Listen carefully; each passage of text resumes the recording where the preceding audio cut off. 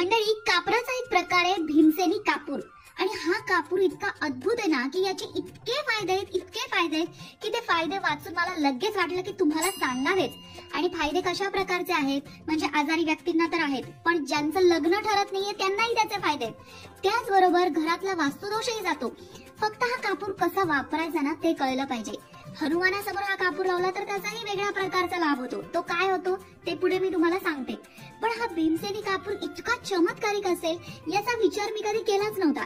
याच्याबद्दल मला माहिती मिळाली की लगेच मी तुम्हाला सांगायला आले. चला मग हा कापूर नक्की वापरायचा कसा ते जाणून घेऊया. या कापराने आपली समस्या कशी दूर होईल तेही जाणून घेऊ. पण आधी चॅनलला सबस्क्राईब करा आणि आमच्या फेसबुक पेजलाही फॉलो करा. बदलत्या वातावरणात रोगराईचं प्रमाण वाढतंय. अशा वेळी घराला संरक्षण कवच द्यायचं असेल तर वास्तुशास्त्रामध्ये दिलेले उपाय करून बघावेत. आणि वास्तुशास्त्रानुसार जर तुमच्या घरात एखादी व्यक्ती आजारी असेल किंवा सतत आजारपणा चालू आहे, म्हणजे एकाचं झालं की दुसरा आजारी पडतोय, दुसऱ्याचं झालं की तिसरा आजारी पडतोय, असं जर होत असेल तर रोज संध्याकाळी तुम्ही तुमच्या घरामध्ये हा भीमसेनी कापूर जाळा. त्यामुळे रोगाचा प्रभाव कमी होतो, वातावरण प्रसन्न होतं आणि घरात काही वास्तुदोष असेल तर तोही निघून जातो. आता जर तुम्ही कुठे लांब प्रवासाला जाणार असाल किंवा तुमच्या घरात अशी एखादी व्यक्ती आहे जी रोज खूप ट्रॅव्हलिंग करते, खूप प्रवास करते आणि तुम्हाला सतत त्या व्यक्तीची काळजी वाटते की अपघात होऊ नये किंवा या व्यक्तीला काही दुखापत होऊ नये, 2 व्हीलरवर जाते, रोज 4 व्हीलरवर जाते आणि गाडीही पण खूप फास्ट चालवते, घरातल्यांचं ऐकत नाही, तर अशा वेळी त्या व्यक्तीला तुम्ही समजावा की गाडी हळू चालव. पण तुम्ही काय करू शकता तर तुम्ही हनुमानासमोर हा भीमसेनी कापूर जाळा.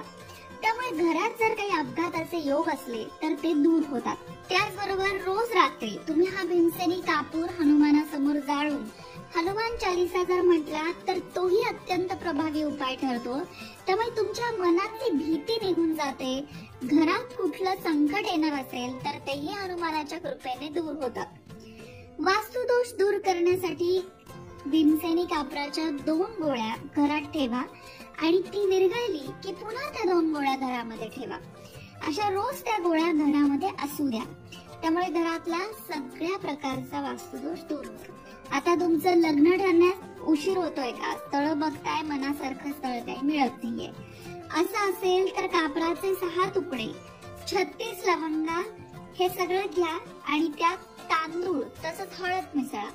म्हणजे तांदूळ, हळद, कापराचे 6 तुकडे, 36 लवंगा या सगळ्या गोष्टी एकत्र करा आणि आई दुर्गेची आरती करून या वस्तू माता दुर्गेला अर्पण करा. असं केल्याने काय होतं तर मंडळी लक्षात घ्या, लग्नामध्ये जे काही अडचणी येत असतात त्या अडचणी दूर होतात.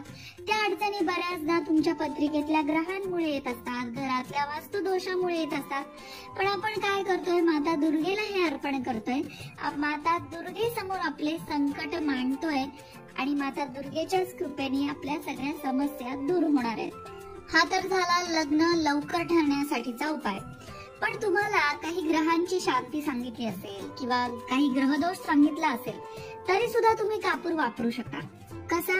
तुपात भिजवलेला कापूर रोज सकाळी, संध्याकाळी आणि रात्री जाळा. कापुराच्या 2 गोळ्या तुमच्या घराच्या टॉयलेट किंवा बाथरूम मध्ये जरी तुम्ही ठेवल्या तरी बाथरूम चुकीच्या दिशेला असेल किंवा बाथरूम मध्ये काही दोष असेल तर तेही दूर होतो. कारण बाथरूम मधल्या दोषामुळे अवास्तव खर्च घरामध्ये वाढतो. म्हणून तुम्ही हा उपाय करू शकता. आता आणखीन एक उपाय आहे.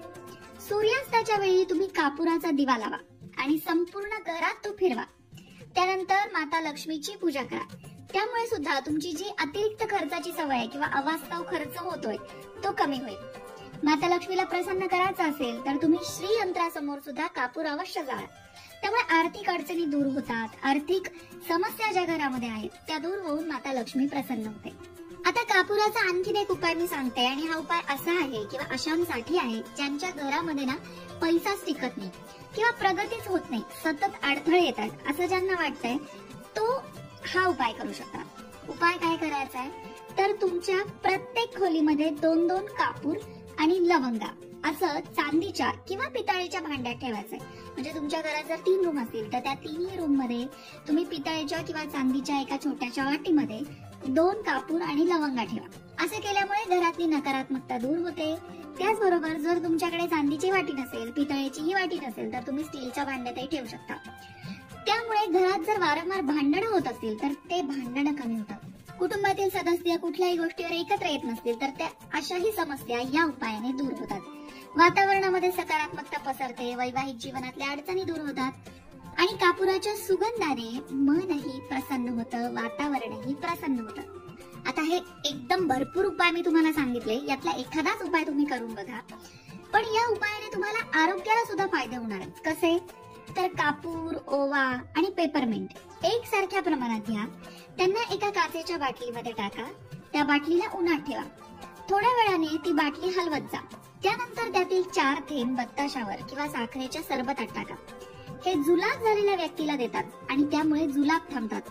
पोटदुखी, अस्वस्थता हे सगळं यामुळे दूर होतं. पोटात दुखत असेल तर अशा वेळी कापूर, ओवा आणि पेपरमिंट साखरेच्या सरबतात टाकल्यास पोटदुखी सुद्धा नाहीशी होते. त्वचेसाठी सुद्धा कापूर फायदेशीर असतो. कापुरामुळे त्वचा तजेलदार होते. स्नायूमध्ये काही दुखणं असेल तर ते कमी करण्यासाठी सुद्धा कापूर मदत करतो. स्नायू किंवा सांधिवाताचा आजार असल्यास कापुराच्या तेलाने मालिश करावं. कापुराचं तेल तुम्हाला दुकानात मिळेल. त्या तेलाने तुम्ही तुमच्या सांधेदुखीवर उपाय करू शकता. दुखणं पळून जातं. खाज असल्यास कापुराचा उपयोगी पडतो. खाज आलेल्या ठिकाणी कापूर लावा, खाज बंद होते. संधिवातात रुग्णाला कापूर खूपच फायदेशीर आहे म्हणून आयुर्वेदात सांगितलंय. संधिवातात कापुराच्या तेलाची मालिश केल्यास आराम मिळतो. जळाला असेल, भाजला असेल तर कापुराचं तेल तिथेही उपयोगी पडतं. त्याने आग कमी होते. शरीराच्या एखाद्या भागात वेदना होत असतील तर कापुराच्या तेलाने मालिश करावं. सांधेदुखीपासून सुटका तर मिळतेच, पण तुमच्या टाचांना भेगा पडल्या असतील तर त्यासाठी सुद्धा तुम्ही कोमट पाण्यात थोडा कापूर टाका, मीठ टाका आणि पाण्यामध्ये काही वेळ पाय ठेवा. तुमचे पाय दुखत असतील किंवा खूप तुम्ही चालला असाल आणि पायांना सूज आलीये, असं काही झालं असेल तर त्या ठिकाणी सुद्धा हा कापूर तुम्हाला उपयोगी पडतो. त्याचबरोबर जर तुम्हाला जखम झाली असेल किंवा कापलं असेल तर कापूर मिश्रित पाणी करून त्या जखमेवर लावा. कापूर अँटीबायोटिकचं सुद्धा काम करतं, त्यामुळे जखम भरायला मदत होते. तर मंडळी, कापुराचे असंख्य फायदे आहेत, पण तो कापूर भीमसेनी असावा, नैसर्गिकरित्या बनवलेला असावा या गोष्टीची मात्र खात्री करून घ्या. कारण की कापूर हा जर केमिकल मिश्रित असेल तर मात्र त्याचे कुठलेही फायदे तुम्हाला मिळणार नाही, उलट तोटे मात्र होतील. त्यामुळे कुठलाही त्याच्यामध्ये असे घटक नको जे निसर्गाच्या विरुद्ध आहेत किंवा तो कापूर नैसर्गिक नाहीये असं नको. तो कापूर नैसर्गिकरित्या बनवलेला भीमसेनी कापूर हवा आणि मग त्या कापुराचे तुम्हाला हे सगळे लाभ मिळणार आहेत. फार अगदी काय करावं असं सुचत नसेल ना तर रोज संध्याकाळी कमीत कमी घरामध्ये देवाजवळ दिवा लावता तेव्हा कापूर जाळा आणि तो कापूर घरामध्ये सगळीकडे फिरवा. एवढं जरी केलं तरी घरामध्ये किती प्रसन्नता पसरेल त्याचा अनुभव तुम्ही स्वतःच घ्या. त्याचबरोबर आणखीन कुठल्या गोष्टीबद्दल तुम्हाला जाणून घ्यायला आवडेल ते सुद्धा कमेंट करून नक्की सांगा. अशाच प्रकारच्या माहितीपूर्ण व्हिडिओसाठी लोकमत